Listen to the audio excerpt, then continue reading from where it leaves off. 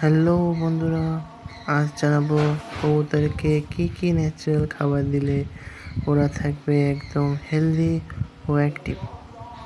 প্রথমত আপনি কবুতরকে খাওয়াতে পারেন গম প্রধান খাবার কবুতরের জন্য। কবুতরের শক্তি যোগায় ও পালক চকচকে রাখে গম। ভুট্টা কবুতরের দারুণ এনার্জির উৎস, বিশেষ করে ঠান্ডার সময় খুবই উপকারী। ধান ও চাল হালকা খাবার কিন্তু সহজে হজম হয় এটা কবুতরের। সরিষা বা তেলে ভরপুর কিন্তু পালক মজবুত করে ও চকচকে রাখে।